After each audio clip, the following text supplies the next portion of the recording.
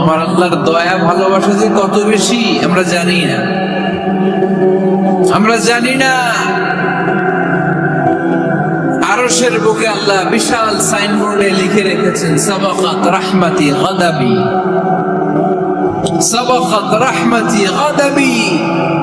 এর মানে হচ্ছে আমার রাগের উপরে আমার দয়া বিজয় লাভ করেছে। সাবাকাত রাহমাতি গাদাবি, আমার রাগও আছে, আল্লাহর রাগ আছে না? আমার দয়াও আছে, আল্লাহর দয়া আছে না? আল্লাহ বললেন আমার রাগও আছে, আবার আমার দয়াও আছে। তবে জেনে রেখো আমার রাগের চেয়ে দয়া বেশি। আমাদের পাপ অন্যায় যত বড় হোক, মনে রাখবেন আল্লাহর দয়া তার চাইতেও বড়। নাকি ছোট? আপনি যত বড় পাপ করেন না কেন, আমাদের জন্য আল্লাহর পক্ষ থেকে দয়া আছে না নাই? বনি ইসরায়েলের এক লোক সিরিয়াল কিলার ছিল, খালি মার্ডার করতো, সিরিয়াল মার্ডার। একটা, দুইটা, তিনটা, 10টা, 5টা করতে করতে করতে করতে 99টা মার্ডার করেছে। কয়টা? 99টা মার্ডার। কল্পনা করা যায়? 99 জন মানুষকে সে নিজ হাতে হত্যা করেছে।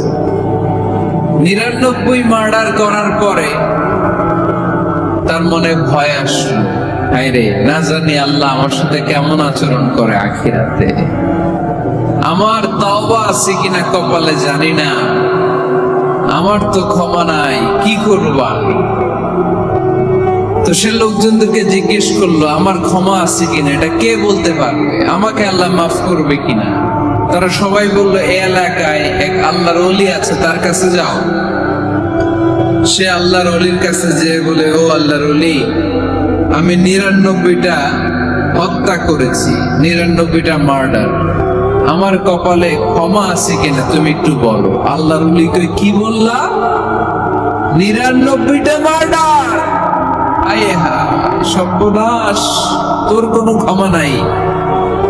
এবার যে মার্ডার করছো কয় আমার যেহেতু ক্ষমা নাই, তোরে বাঁচায় রেখে লাভ কি, তোরেও দিলাম শেষ করে। এবার সেঞ্চুরি করে ফেলাইছে। কথা বুঝতেছেন? আমার যেহেতু ক্ষমা নাই, তো তোরে বাঁচায় রেখে কি লাভ, তোরেও শেষ করে দিলাম। এবার সেঞ্চুরি। সেঞ্চুরি করার পরেও ভয় আসছে না নাই অন্তরে? অন্তরে তো আল্লাহর ভয়, কই যাবে? খুঁজতে লাগলো কে সমাধান দিতে পারবে। একজন বলল ওই এলাকায় একজন বড় আলেম আছে, ওই আলেমের কাছে যা।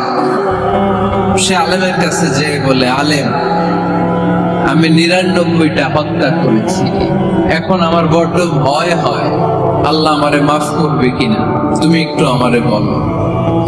আলেম বলে, তোমার গুনাহ যত বড়ই হোক, আমার আল্লাহর দয়া তার চাইতেও বড়। তুমি কি পাপ করেছো, কি অন্যায় করেছো? তুমি জানো না আমার রব কত মেহেরবান, তিনি কত দয়ালু, তিনি ভালোবাসার আধার, তিনি করুণার আধার। তোমার পাপ অন্যায় যদি হয় খালের পানির সমান, বিলের পানির সমান, আমার আল্লাহর দয়া সাগরের পানির সমান। তোমার পাপ আর অন্যায় যদি হয় পাহাড়ের সমান, আমার আল্লাহর ভালোবাসার দয়া হচ্ছে আকাশের সমান। তুমি যদি তওবার মতো তওবা করতে পারো, ক্ষমার মতো ক্ষমা চাইতে পারো, চোখের পানি ছেড়ে, চোখের পানির বড় দাম, চোখের পানির মধ্যে বিশাল কারিশমা, এটা আল্লাহ খুব পছন্দ করে। 2 ফোঁটা পানি আল্লাহ পছন্দ করে। এক, জিহাদের ময়দানে শহীদের গা বেয়ে ঝরে পড়া রক্তের ফোঁটা। 2 হচ্ছে অনুতপ্ত বান্দার চোখের পানির ফোঁটা। বান্দা যখন অনুতপ্ত হয়ে চোখের পানি ছেড়ে কাঁদে, তার চোখের পানি চোখ বেয়ে, নাকের ডগা বেয়ে মাটিতে পড়ার আগেই ওই অনুতপ্ত বান্দার সব গুনাহ আল্লাহ মাফ করে দেয়। সে জিজ্ঞেস করলো আমার ক্ষমা আছে কিনা? আলেম বলে আছে, ক্ষমা আছে। তওবার মতো তওবা, তওবাতান নাসুহা, তওবার মতো তওবা করলে আল্লাহ ঠিকই মাফ করবে। সে এতটাই অনুতপ্ত হলো, এতটাই সে আল্লাহর কাছে ক্ষমা চাইতে শুরু করলো। আলেম পরামর্শ দিল, তুমি যে এলাকায় থাকো এলাকাটা ভালো না, এলাকাটা ছাড়ো, এখানে সব ডাকাতদের এলাকা, তুমি একটা ভালো এলাকায় যাও, ওখানে যে তওবা করে ভালো মানুষ হয়ে যাও। সে নিয়ত করে কাপড় চোপড় গুছিয়ে ভালো এলাকায় যাবে। ঘর থেকে বের হওয়ার সাথে সাথেই মালাকুল মউত চলে আসছে, তার রুহু কবজ করে ফেলছে। এখন রুহুকে নিয়ে যাবে। ফাজাত মালাইকাতুর রাহমা ওয়া মালাইকাতুল আযাব, রহমতের ফেরেশতারাও আসছে, আযাবের ফেরেশতারাও আসছে। রহমতের ফেরেশতারা বলে না না, সে তওবার নিয়ত করেছে, যদিও তওবা করতে পারে নাই, যদিও ভালো এলাকায় যেতে পারে নাই, তওবার নিয়ত করেছে, অনুতপ্ত হয়েছে, ক্ষমা চাওয়ার চিন্তা করেছে, আমরা তার রূহ নিয়ে ইল্লিনে রেখে দেব। আযাবের ফেরেশতারা বলে না না, ৯৯টা হত্যা করার পরে আরো একটা হত্যা করে সেঞ্চুরি করেছে, এখনো তো ভালোভাবে তওবা করতে পারে নাই, তার রূহটা নিয়ে আমরা সিজ্জিনের ভেতরে ঢুকায় দেব। দুই দল ফেরেশতার মারামারি, এ বলে আমরা নিব, এ বলে আমরা নিব, ঝগড়া আছে না নাই? আল্লাহ বললেন রাখো রাখো, ঝগড়ার দরকার নেই। এক কাজ করো, যেখানে মারা গিয়েছে ওইখান থেকে ফিতা দিয়ে মাপতে শুরু করো। ভালো এলাকাটা যদি কাছে হয় জান্নাতের ফেরেশতারা নেবে, খারাপ এলাকা যদি কাছে হয় জাহান্নামের ফেরেশতারা নেবে। খারাপ এলাকা তো একেবারেই কাছে, ঘর থেকে বের হওয়ার সাথে সাথে মৃত্যু হয়েছে, আর ভালো এলাকা তো অনেক দূর। আল্লাহ জামিনটারে আদেশ দিলেন, জামিন এই অনুতপ্ত বান্দার জন্য তুই ভালো এলাকাটা কাছে চলে আয়, ভালো এলাকাটার জামিনটা তুই সংকুচিত হয়ে যা। যদিও ঘর থেকে বের হয়েছে একেবারে কাছে, খারাপ এলাকা হাজার হাজার মাইল দূরে চলে যা। ফিতা দিয়ে মাপ দিয়ে দেখে সর্বনাশ, ভালো এলাকাটা তো একেবারেই কাছে, খারাপ এলাকাটা অনেক দূরে। আল্লাহর ফয়সালা অনুযায়ী রহমতের ফেরেশতারা তার রূহকে নিয়ে জান্নাতের ভেতরে ঢুকিয়ে দিয়েছে। ৯৯টা হত্যা করার পরে আরো একটা হত্যা করে সেঞ্চুরি, ১০০টা খুন করছে। আপনি কয়টা করছেন? আমি কয়টা করছি?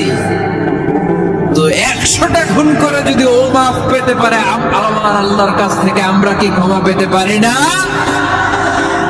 ওর পাপের কাছে আমাদের পাপ কি? কয় ওয়াক্ত নামাজ ছাড়ছেন আপনি?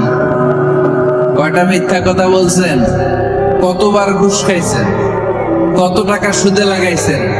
কত অন্যায় করছেন? কত জুলুম করেছেন? মনে রাখবেন, আপনার পাপ, আপনার অন্যায়, আপনার জুলুম যত বড় হোক না কেন, আমার আল্লাহর দয়া তার চাইতেও বড়। এজন্য আল্লাহ নিজের পরিচয় দিয়ে বললেন, আর রহমানু আল্লামাল কুরআন খালাকাল ইনসান আল্লামাহুল বায়ান। আমি রহমান, আমি দয়ার সাগর। তাহলে বুঝতে পারলাম আমার আল্লাহর দয়ার কোনো শেষ আছে? ১০০ টুকরা করে ৯৯ টুকরা দয়া ভালোবাসা আল্লাহ তাআলা নিজের কাছে রেখে দিলেন, আর এক টুকরা দয়া আর ভালোবাসা আল্লাহ তাআলা গোটা বিশ্বের সবার মাঝে ভাগ করে দিলেন। আমরা সবাই মিলে পাইছি কয় টুকরা ভালোবাসা? উনি রেখে দিয়েছেন কয় টুকরা? ওই এক টুকরার কিছু অংশ আমিও তো পাইছি, তাই না? আপনি পেয়েছেন, আমরা সবাই পেয়েছি, গোটা বিশ্বের সবাই, আদম আলাইহিস সালাম থেকে শুরু করে কিয়ামত পর্যন্ত যারা আসবে, এসেছিল এবং এখন আছে, সবাই মিলে কয় টুকরা? ওনার কাছে কয় টুকরা? কিন্তু এই এক টুকরা যে আমরা সবাই ভাগে যোগে পাইলাম, আমাদের ভালোবাসার নমুনা দেখছেন? একজন আর একজনের ভালোবেসে বলে আত্মহত্যা করে ফেলে, আছে না নাই? আছে না? সালমান শাহ মারা গেছে, এই দেশের কয়েকটা মেয়ে গলায় রশি দিয়ে আত্মহত্যা করছে, শুনছেন? অমুক সেলিব্রিটির কি হয়েছে, ছাদ থেকে লাফ দিয়ে করে মাথা ফাটায় ফেলছে। ভালোবাসা আছে না নাই? যারে ভালোবাসে তার নাম আবার ছেলেরা হাতের মধ্যে কেটে কেটে লেখে, প্লাস দিয়ে লেখে, প্লাস। ধরেন আব্দুল্লাহ প্লাস শামিমা, তো এ প্লাস এস, রক্ত দিয়ে লেখে, রক্ত। আমি অবাক হই, নিডেল, সুই, সুই দিয়ে কেটে কেটে লেখে আব্দুল্লাহর এ প্লাস শামিমার এস। কি ভালোবাসা! এক ভাগ ভালোবাসার ছিটে ফোটা সবাই মিলে পাইছে। এইটা ঠেলা যদি এরকম হয়, তাহলে যিনি ৯৯ ভাগ ভালোবাসা রেখে দিয়েছে তার ভালোবাসা বেশি না কম? দেখেন, ছোট্ট বাচ্চাটা রাতে খেতে চায় না, মা যদি বলে খাও, বলে না, খাবো না। আব্বু অফিস থেকে আসুক, আব্বুর কোলে বসে বসে আব্বু আর আমি একসাথে খাবো। এই ছোট্ট বাচ্চাটা কিছু বোঝে না, কিন্তু তারপরও তার বাবার জন্য ভালোবাসা তার হৃদয়ে ঢুকাই দিছে কে? আপনাদের এলাকায় মুরগি পালেন না আপনারা? মুরগি যখন বাচ্চা নিয়ে হাঁটে, দেখবেন মুরগি ছানা ধরা যায় না। ধরতে গেলে মা মুরগিটা কি করে? কামড় দিতে আসে। এই ছোট্ট বাচ্চাগুলোর জন্য মা মুরগিটা হৃদয়ের ভিতরে ভালোবাসা ঢুকায় দিল কে? আমি পত্রিকাতে এমনও দেখেছি, বন্যায় এক মা পানি খেতে খেতে খেতে খেতে খেতে খেতে মরে গিয়েছে, কিন্তু শিশুটাকে একটা বালতির মধ্যে চাপিয়ে মাথায় তুলে ধরে রেখেছে। মা পানি খেতে খেতে নিজের জীবনকে বিলিয়ে দিয়েছে, কিন্তু বাচ্চাটা মরে নাই। বাচ্চার জন্য কি ভালোবাসা! এই ছোট্ট বাচ্চার জন্য মায়ের হৃদয়ে জান স্যাক্রিফাইসের মতো এই ভালোবাসা ঢুকাই দিল কে? আমাদের প্রতিদিনই ভালোবাসা, সকালে ভালোবাসা, বিকেলে ভালোবাসা, সন্ধ্যায় ভালোবাসা, শীতকালে ভালোবাসা, গ্রীষ্মকালে ভালোবাসা। আমাদের ইসলামে শুধু ভালোবাসাবাসী, ঠিক কিনা? এই জন্য আলাদা করে আমাদের কোনো দিন লাগে না বিশ্ব ভালোবাসা দিবস দরকার হয় না। যারা মাকে দেখতে পারে না, বাবারে দেখতে পারে না, এরা একদিনের জন্য মা বাবাকে উইশ করতে যায়, আর নাম দিছে বিশ্ব মা দিবস, বিশ্ব বাবা দিবস। কিছুদিন আগে দেখলাম বিশ্ব ডিম দিবস। কি দিবস? আমি কি মিথ্যা বললাম? ছিল একটা বিশ্ব ডিম দিবস। কিছুদিন পরে বানাবে বিশ্ব বাঁশ দিবস, যে যারে বাঁশ দিতে পারে। এরপর একটা বানাইছে শুনলাম বিশ্ব চিন্তা দিবস। এইটা কি দিবস? এই দিন আমরা সবাই মিলে চিন্তা করি যে আসলে আমাদের কি চিন্তা করা দরকার, আছে না নাই? এই যে ওরা বিশ্ব মা দিবস, international mother day, international father day, মা দিবস, বাবা দিবস বছরে একবার ওল্ড হোমে রেখে আসে, বৃদ্ধাশ্রমে। যেহেতু সারা বছর বৃদ্ধাশ্রমে, বছরে একদিনও যদি মারে স্মরণ না করি কেমন হয়? তো একদিন ওই মা দিবসে মারে একটা কার্ড দিয়ে উইশ করে আসে, কিছু টাকা দিয়ে আসে। ওদের তো মা বাবার প্রতি দয়া নাই, শ্রদ্ধা নাই, ভালোবাসা নাই। এই জন্য ঘটা করে ওদের দিবস পালন করা লাগে। আমাদের 24 ঘন্টা 365 দিনই ভালোবাসা, তাই এই দিবস ফিবসের আমাদের দরকার নাই। চিল্লায় বলেন ঠিক কিনা? জন্মের পর থেকেই তো আমাদের ভালোবাসা, মৃত্যু পর্যন্ত ভালোবাসা, আমৃত্যু ভালোবাসা। এই জন্য বিশ্ব ভালোবাসা দিবস, এটা ইসলাম কখনো সাপোর্ট করে না। ভালোবাসার কেন্দ্রবিন্দু একজন, চিল্লায় বলতে হবে তিনি কে? দেখেন, এক টুকরা ঠেলায় বিশ্ব ভালোবাসা দিবস আমরা পালন করি। ভালোবাসার গান, ভালোবাসার নাটক, ভালোবাসার ফিল্ম, ভালোবাসার কবিতা, অভাব নাই। কত ভালোবাসার স্টোরি আপনারা জানেন, এত ভালোবাসা। কিন্তু সবাই মিলে ভালোবাসার এক অংশ আমরা ভাগে যোগে পেয়েছি। এক অংশের নমুনা যদি এমন হয়, ৯৯ টুকরা ভালোবাসা যিনি রেখে দিয়েছেন নিজের মধ্যে, তার ভালোবাসা বেশি না কম? এই জন্য আমরা আল্লাহর ভালোবাসার ভিখারি, আমরা আল্লাহ তাআলার রহমতের ভিখারি। আল্লাহর রহমত ছাড়া কেউ কোনোদিন জান্নাতে যেতে পারবে? কোনোদিন নিজের আমল নিয়ে বড়াই করবেন না। আপনার কি ভাবেন যে আপনার আমল দিয়ে আপনি জান্নাতে যাবেন? আল্লাহর হাবিব বললেন, আল্লাহর রহমত ছাড়া, ভালোবাসা ছাড়া কেউ কোনোদিন জান্নাতে ঢুকতে পারবে? আম্মা জান আয়েশা বললেন, ইয়া রাসূলুল্লাহ, আপনিও না? আল্লাহর হাবিব বললেন, না আমিও না, তবে আল্লাহর রহমত আর দয়া সেদিন আমাকে ঘিরে রাখবে। মান নুকিশা উযিবা, যার হিসাব আল্লাহ সেদিন চাইবেন সে ধরা খেয়ে যাবে। সব সময় আল্লাহর কাছে এই দোয়াটার জন্য আমরা করি, আল্লাহ কিয়ামতের দিন তুমি আমার হিসাব নিও না, আল্লাহ তুমি আমার বিচার বসিও না, আল্লাহ তুমি দয়া করে আমারে মাফ করে দিও। আল্লাহ যার বিচার করবেন ও জাহান্নামে যাবে, আর যার বিচার করবেন না সে জান্নাতে যাবে। আল্লাহ যদি বিচার করে আর পাই টু পাই হিসাব নেয়, নামাজ পড়লি না কেন, রোজা রাখলি না কেন, মিথ্যা বললি কেন, খাদ্যে ভেজাল দিলি কেন, মাছে ফরমালিন দিলি কেন, যৌতুক খাইলি কেন, ঘুষ খাইলি কেন, উল্টা পাল্টা করলি কেন, জিনা করলি কেন, একটার পর একটা প্রশ্ন বানে যদি সেই ভয়ঙ্কর দিনে আল্লাহ আমাদেরকে জর্জরিত করে, আমাদের কোন উত্তর আছে? সেদিন আমাদের বাঁচার কোন উপায় আছে? তাই আমরা সবাই আল্লাহর কাছে দোয়া করব, আল্লাহ কোনো বিচার টিচার মানি না, কোনো বিচার করতে পারবো না, দয়া করবা। রোজ হাসরে হে আল্লাহ আমার করোনা বিচার, করোনা বিচার, পড়েন আমিন। রোজ হাসরে হে আল্লাহ আমার করোনা বিচার, করোনা বিচার, বিচার চাহি না তব দয়া চাহে এ গুনাহগার, আল্লাহ করোনা বিচার, পড়ে না আমিন। তিনি যদি দয়া করেন তবেই আমরা জান্নাত যেতে পারবো, ঠিক কিনা? এজন্য আল্লাহ বললেন, আর রহমানু আল্লামাল কুরআন খালাকাল ইনসান আল্লামাহুল বায়ান। আমি হলাম রহমান। কাফেররা বলে রহমানকে জানি না, রহমানকে চিনি না। আল্লাহ বলে রহমানকে চিনে না, আমার নাম রহমান, আমি দয়ালু, আমি মেহেরবান, ঠিক কিনা?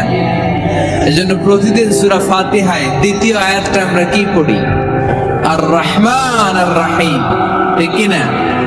তিনি দয়ার সাগর, তিনি মায়ার সাগর। আমরা বললাম, আল্লাহ ঠিক আছে, আমরা বুঝেছি আপনি দয়ার সাগর, আর আপনি কি করেন? দ্বিতীয় আয়াতে আল্লাহ বললেন, আল্লামাল কুরআন, আমি কোরআন শিক্ষা দেই। শুধু দয়ার সাগর হয়ে আমি আল্লাহ বসে থাকি নাই, তোমাদের হেদায়েতের জন্য আমি কোরআন নাজিল করে দিয়েছি। আল্লামাল কুরআন, আমি কোরআন শিক্ষা দেই। আমাদেরকে কোরআন শিখিয়েছে কে? বিশ্বনবীকে কোরআন শিখিয়েছে কে? আল্লাহ। এজন্য দুনিয়াতেও যারা কোরআন শিখায় তাদের মর্যাদা বাড়ায় দেয় কে? বাংলার জমিনে যারা কোরআন শরীফ শিখায় এদের মর্যাদা সবচেয়ে কম, এদের বেতন সবচেয়ে কম, এরা সমাজে সবচেয়ে বেশি অবহেলিত, ঠিক কিনা? আল্লাহর কাছে এরা সবচেয়ে বেশি সম্মান। আল্লাহর হাবিব বললেন, খায়রুকুম মান তাআল্লামাল কুরআন ওয়া আল্লামাহু, তোমাদের মধ্যে আল্লাহ তাআলার কাছে সবচেয়ে প্রিয় শ্রেষ্ঠ ওই মানুষটা যে নিজে কোরআন পড়ে আবার অন্যরে পড়ায় দেয়। সুবহানাল্লাহ পড়েন। আপনি যদি কাউরে শুধু সূরা ফাতিহাটা শিখান, কোন সূরা? সূরা ফাতিহাটা যদি শিখায় দেন, সে যতদিন সূরা ফাতিহা তেলাওয়াত করবে ওই তার তেলাওয়াতের একটা পার্সেন্টেজ সওয়াব আপনার আমলনামায় আছে না নাই? সে যদি আবার আরেকজনের শিখায়, ওই লোক যদি আবার আরেকজনের শিখায় দেয়, এরকম যতজনকে তারা শিখাবে প্রত্যেকের তেলাওয়াতের একটা পার্সেন্টেজ সওয়াব আপনার আমলনামায় ঢুকায় দিবে কে? এজন্য কোরআন নিজেও শিখবো, অন্যকেও শেখাবো। রাজি আছেন তো? না খেয়ে না পড়ে অল্পতে তুষ্ট থেকে যারা শুকরিয়া করে এরা আমাদের আইম্মাতুল মাসাজিদ, মসজিদের ইমামরা। মসজিদের মুয়াজ্জিনরা, এক একটা মসজিদের মুয়াজ্জিনের গলা হবে এরকম বিশাল উঁচু। কিয়ামতের ময়দানে সবাই আমরা এর দিকে তাকায় থাকবো, কিরে ভাই তোর গলা উঁচু কেন? সে বলবে, আমার এই গলা দিয়ে প্রতিদিন 5 বার আমি আজান দিয়েছি। কিয়ামতের ময়দানে ঠিকই সম্মানিত, দুনিয়ায় আমরা চিনলাম না ওনাদেরকে। সেদিন আল্লাহ কোনো এক্সকিউজ গ্রহণ করবে না। সব পারো, হিন্দি তো ঠিকই কইতে পারো, হিন্দিতে কথা কইতে পারে না ছেলেপেলেরা? হিন্দি সিনেমা এমন দেখে হিন্দিতে কথা কইতে পারে। তো হিন্দি ভাষা বুঝতে পারলে, শিখতে পারলে, আরবি পারলা না কেন? কোন এক্সকিউজ, ওজর, আপত্তি সেদিন আল্লাহ গ্রহণ করবে? আসুন আমরা কোরআন পড়ি, প্রতিদিন একটা আয়াত হলেও কমপক্ষে আমরা যেন কোরআনের অর্থ পড়ি, বঙ্গানুবাদ পড়ি। রাজি আছেন তো? তো এই যে স্মার্টফোন আসছে স্মার্ট বানাইতে, যেই ফোনের মধ্যে কোরআন নাই সে আনস্মার্ট, ঠিক কিনা? যার মোবাইলের ভেতরে কোরআনের অ্যাপস আছে, ডাউনলোড করে অ্যাপস রেখেছে, সেই হচ্ছে আসল smart. He is the real hero. He is the real smart. এজন্য মোবাইলের অ্যাপস এর ভেতরে কোরআন ঢুকাইতে হবে। এত সহজ হওয়ার পরেও আল্লাহ কি বললেন আমরা যদি না শিখি, না জানি, আল্লাহ কি ক্ষমা করবে?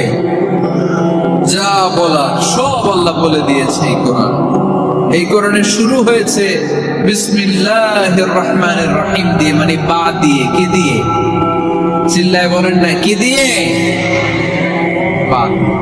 আর এই কোরআন শেষ হয়েছে সূরাতুন নাস দিয়ে, যে সূরার শেষ আয়াত হচ্ছে মিনাল জিন্নাতি ওয়ান নাস। বা আর সিন মিলাইলে কি হয়? বাস। এবার বাসে চড়া শরীয়তপুর শহরে যাব। ওই বাস?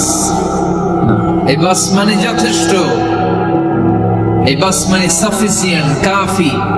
আল্লাহ বুঝালেন এই 30 পারায় 114টা সূরায় আমি যা দিয়েছি এটাই বাস, যথেষ্ট। নতুন করে আর কিচ্ছু লাগবে না। চিল্লায় বলেন ঠিক কিনা? যেমন কিতাব, এই কিতাবের পিছু লেগে লাভ নাই। এই কিতাবের বাণী ছড়িয়ে পড়বে গোটা বিশ্বময়। অনেকে অনেক ষড়যন্ত্র করেছে এই কিতাবকে ধ্বংস করে দেওয়ার। আমাদের এই খোদ ভারতবর্ষে ষড়যন্ত্র হয়েছে।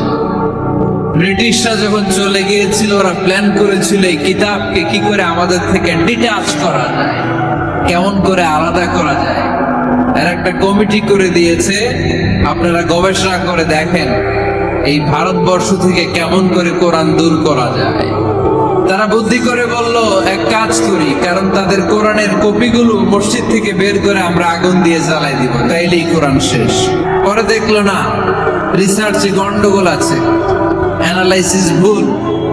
আবার নতুন কমিটি পাঠালো তারা ইংল্যান্ড থেকে, 33 সদস্য বিশিষ্ট কমিটি। তারা এসে গবেষণা করে দেখলো না, এই কোরআন আগুনে জ্বালাই দিলে কোরআন দূর হবে না। কারণ আমরা ভারতবর্ষের হেফজখানাগুলোতে যে দেখেছি, ছোট্ট বাচ্চারা মাথা দুলিয়ে দুলিয়ে কোরআন পড়ে। কোরআন তারা শুধু কাগজেই লিখে রাখে না, সিনার ভিতরে গেঁথে রাখে।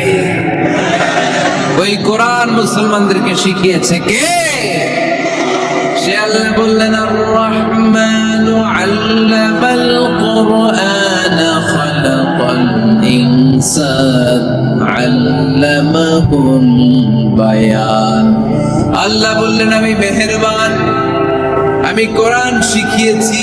আমরা বললাম আল্লাহ আর আপনি কি করেন? আল্লাহ বলেন খালাকাল ইনসান, আমি মানুষ বানিয়েছি। সুবহানাল্লাহ পড়েন।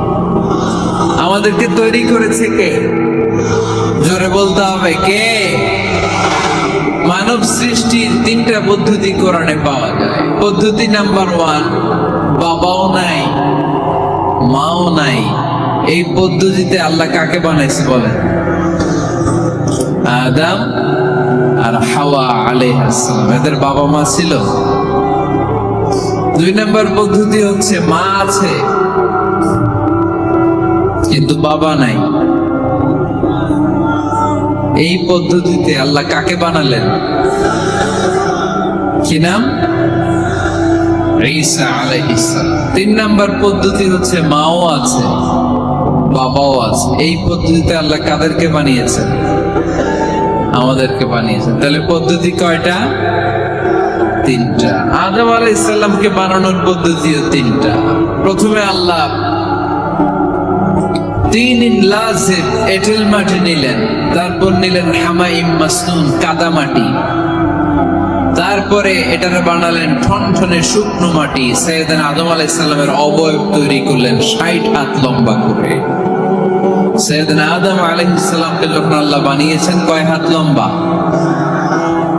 সহিহ বুখারীর বর্ণনা, লাম্মা খালাকাল্লাহু আদামা ওয়া কানা তুলুহু 60 যিরাআন। আল্লাহ তাআলা যখন আদম আলাইহিস সালামকে বানালেন 60 হাত বা 60 গজ লম্বা করে বানালেন। আপনারাও যারা জান্নাতে যাবেন 60 হাত লম্বা হয়ে জান্নাতে ঢুকবেন। কয় হাত লম্বা? সুবহানাল্লাহ পড়বেন না? আদম আলাইহিস সালামকে বানালেন। আবার মায়ের পেটে যে আমরা বড় হলাম, এইখানেও আমাদের তিনটা ক্যাটাগরি, তিনটা ধাপে তিনি আমাদেরকে বানালেন। মায়ের পেটে 9 মাস কি করছিলেন মনে আছে আপনাদের?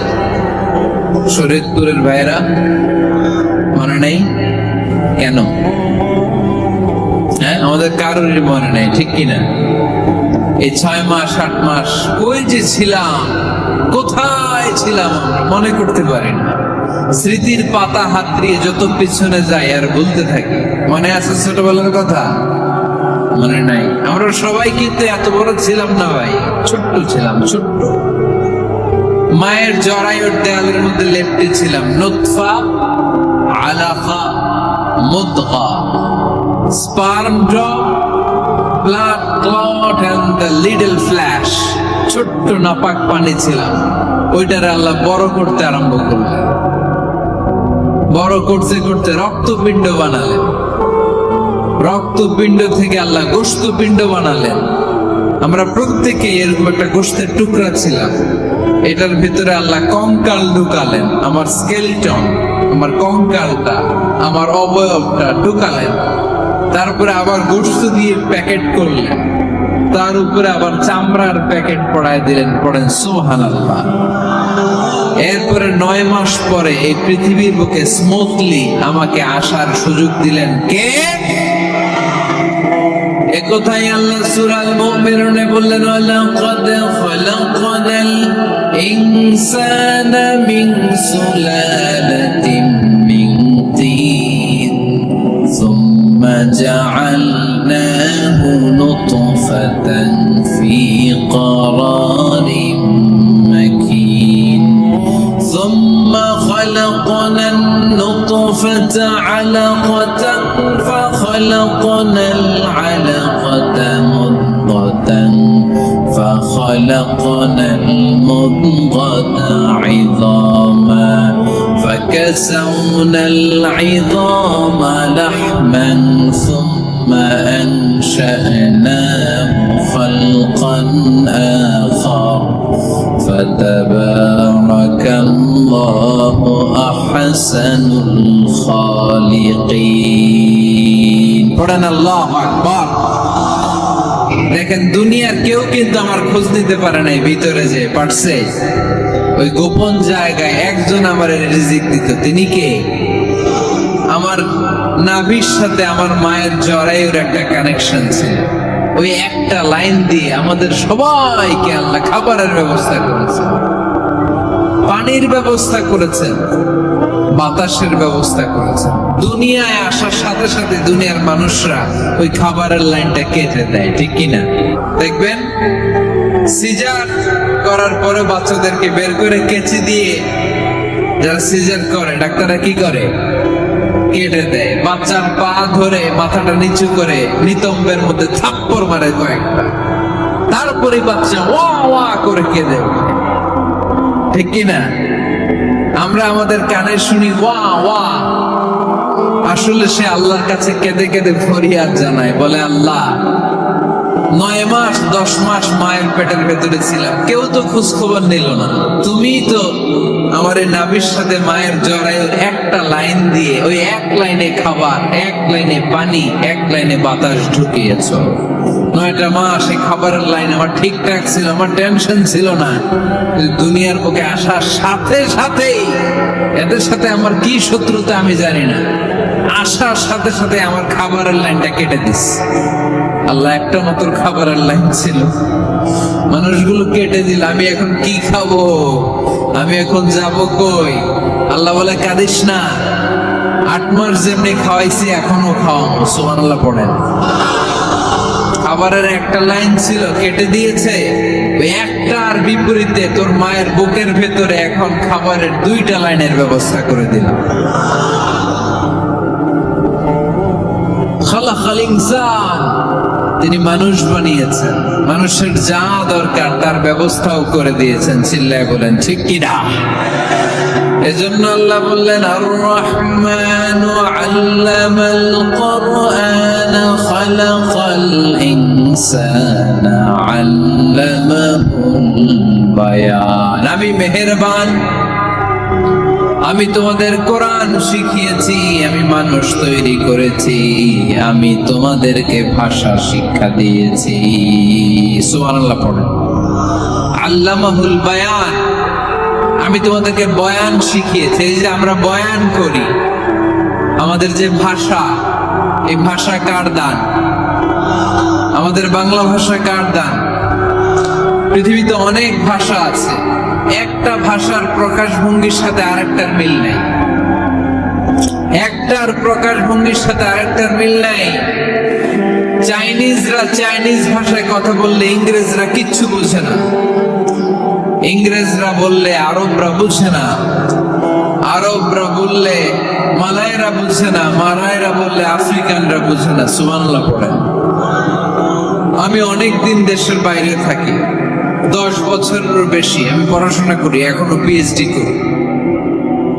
তো মিশরে যখন আমি পড়াশোনা করতাম তখন দেখতাম এক এক ভাষায় এক একজন কথা বলে। আমরা বাঙালিরা যদি কোনো কথা বলে হাসাহাসি করে, হেসে হেসে আমরা কোটি কোটি হয়ে যাচ্ছি, মরে যাচ্ছি, কিন্তু ওরা হাসে না, বিদেশিরা, ওরা বুঝে নাই তো। আবার ওরা যখন কথা বলে হাসে, আমরা কিছুই বুঝি না। সুবহানাল্লাহ পড়বেন না? ওইটা বাদ দেন, আমাদের বাংলাদেশে আসেন। আমাদের বাংলাদেশে এক এক জেলার সাথে আরেক জেলার ভাষার ভিন্নতা আছে না নাই? সুবহানাল্লাহ পড়বেন না? ঢাকার ভাষার সাথে ফরিদপুরের ভাষার অমিল, সিলেটের অনেক অমিল, চট্টগ্রামের অমিল আছে না নাই? সবচেয়ে বেশি অমিল সিলেটে আর চট্টগ্রামে, ঠিক কিনা? ওনাদের ভাষাগুলো এমন, শুনলে বুঝার উপায় নেই যেটা বাংলা ভাষা না অন্য ভাষা, কিন্তু প্রত্যেক আঞ্চলিকতায় একটা মাধুর্যতা আছে না নেই? আল্লাহ পাক এই কোরআনের মধ্যে আঞ্চলিকতার দাম দিলেন। হিশাম বিন হাকিম বিন হিজাম কোরআন থেকে তেলাওয়াত করতে শুরু করলেন। এই তেলাওয়াত শুনে সাইয়েদনা ওমরে ফারুক ওনার হাত ধরে টেনে বিশ্ব নবীর কাছে নিয়ে আসলেন। ওমরে ফারুক বললেন, ইয়া রাসূলুল্লাহ, দেখেন হিশাম বিন হাজিম কেমন করে কোরআন পড়ে, দেখেন ভিন্ন ভাবে কোরআন পড়ে। আপনি শিখাইছেন একভাবে, ও পরে আরেক ভাবে, ওর বিচার করেন। আসলে আরেক ভাবে পড়ে নাই, অন্য আঞ্চলিকতায় পড়েছে। যেমন আমরা পড়ি ওয়াদ-দুহা ওয়াল লাইলি ইযা মা ওয়াদ্দাআকা রাব্বুকা ওয়া মা ক্বালা ওয়ালাল আখিরাতু খায়রুল লাকা মিনাল উলা। কিন্তু কোরআনের আরেকটা লাহাজা বা আরেকটা পড়ার পদ্ধতি আছে যেখানে ওনারা পড়ে ওয়াদ-দুহা ওয়াল লাইলি ইযা সাজা মা ওয়াদ্দাআকা রাব্বুকা ওয়া মা ক্বালা। সুবহানাল্লাহ পড়বেন না? হাশিম বিন হিকাম এরকম বাঁকা করে পড়ছিলেন। ওমরে ফারুকে বাঁকাটা শিখেন না, উনি শিখছিলেন সোজা। ওমরে ফারুক আবার সোজা সাপটা পছন্দ করতেন। সুবহানাল্লাহ পড়েন। বিষ্ণুই বললেন, হিশাম বিন হিজামকে তুমি ছাড়ো। বললেন, হিশাম তুমি কিভাবে পড়েছো? হিশাম বলে, আমি এইভাবে পড়েছি। বিষ্ণুই বললেন, হাকাদা উনজিলাত, এভাবেও নাজিল হয়েছে, সমস্যা নাই। ওমর তুমি কিভাবে পড়েছো? ওমর বললেন আমি তো এইভাবে শিখেছি। বিষ্ণু বললেন এভাবেও নাজিল হয়েছে, সমস্যা নাই। উনজিলাল কুরআনু আলা সাবআতি আহরুফ ফাকরাউ মা তায়াসসারা মিনহু। আরবি ভাষা একটা, কিন্তু এর মধ্যে আঞ্চলিকতা আছে 7টা। এই 7টা আঞ্চলিকতা দিয়ে কোরআন নাজিল করেছে কে? এজন্য আঞ্চলিকতার মর্যাদা আল্লাহ কোরআনেও দিলেন। এজন্য বললেন আর রহমান আল্লামাল কুরআন খালাকাল ইনসান আল্লামাহুল বায়ান। আমি মেহেরবান, আমি কোরআন শিখালাম, আমি মানুষ বানালাম, আমি তোমাদেরকে ভাষা শিখালাম। সুবহানাল্লাহ পড়েন। এরপর আল্লাহ বললেন আশ-শামসু ওয়াল কামারু বিহুসবান ওয়ান নাজমু ওয়াশ-শাজারু ইয়াসজুদান। সুবহানাল্লাহ। আশ-শামসু ওয়াল কামারু বিহুসবান, চাঁদ আর সূর্য আমি তৈরি করেছি তোমাদের হিসাবের জন্য। হিসাব আছে না নাই? তাহলে এই সূর্য আর চাঁদ আর সূর্যকে আল্লাহ এই মহাবিশ্বে দিয়েছেন হিসাবের জন্য, ঠিক কিনা? আল্লাহর হাবিব বললেন সুমু লিরুইয়াতিহি ওয়া আফতিরু লিরুইয়াতিহি। চাঁদ দেখে রোজা রাখো, আবার চাঁদ দেখে রোজা ভাঙো। আমরা রমজান শুরু করি কি দেখে? জোরে বলেন। ঈদ শুরু করি কি দেখে? আশ-শামসু ওয়াল কামারু বিহুসবান। সূর্য চন্দ্রের গায়ে লাগে না, চন্দ্র সূর্যের গায়ে লাগে না। কোনদিন কি দেখেছেন সূর্য আর চন্দ্র ধাক্কা লাগছে? দিনের ভেতরে রাত ঢুকে গেছে, রাতের ভিতরে দিন ঢুকে গেছে, এরকম কি কখনো হয়েছে? সব কিছু একজনের আইন মানে, চিল্লায় বলতে হবে তিনি কে? এরপরে আল্লাহ বললেন ওয়ান নাজমু ওয়াশ-শাজারু ইয়াসজুদান। আকাশের তারকারাজি আর বৃক্ষমালা একজনকে সিজদা করে, তিনি কে? আকাশের তারাগুলো আল্লাহরে সিজদা করে, কিন্তু আমরা আল্লাহরে সিজদা করতে চাই না। গাছগুলো আল্লাহর জিকির করে, কিন্তু আমরা জিকির করতে চাই না, ঠিক কি না? অস্ট্রেলিয়ার সিডনি শহরে একটা জঙ্গল আছে। ওই জঙ্গলে একটা গাছ আছে, গাছ। ওই গাছটা টু দ্য ডাইরেকশন অফ কেবলা, কেবলামুখী হয়ে মানুষের মতো রুকু করে আছে একটা গাছ। সুবহানাল্লাহ কইতে বললেন না? ক্যালেন্ডারে দেখা যায়, পত্রিকায় দেখা যায়, গাছ রুকু করে আছে। আমরা রুকু করি না, আমরা সিজদা করি না। কিয়ামতের দিন আল্লাহ বলবে আমার সিজদা দিয়ে দেখা। আপনারা যারা নামাজ পড়েছেন, সিজদা দিয়েছেন, তারা আল্লাহু আকবার বলে সিজদায় লুটিয়ে পড়বে। আর যারা নামাজ পড়ে নাই, তারা শত চেষ্টা করেও তাদের পিঠকে বাঁকা করতে পারবে না। এজন্য 5 ওয়াক্ত সালাত জামাতের সাথে পড়ার দরকার আছে না নাই? যে সব সময় আমরা ভরসা রাখবো একজনের উপর, তিনি কে? আমাদের গুনাহ যত বড়ই হোক, আল্লাহর দয়া তার চাইতে বড়। সূরা রহমানের শিক্ষা হচ্ছে আমাদের পাপ, অন্যায়, গুনাহ যত বড় হোক না কেন, আল্লাহর দয়া তার চাইতেও বড়, ঠিক কিনা? এই জন্য নিরাশ হবেন না, হতাশ হবেন না। আপনি যত পাপ করেন না কেন, অনুতপ্ত হলে ওযু করে এসে জানামাজটা বিছিয়ে 2 রাকাত নামাজ পড়েন। পাপের কথাগুলো স্মরণ করেন, ক্ষমা চান। চাওয়ার মতো চাইলে সব গুনাহ মাফ করে দিবে কে?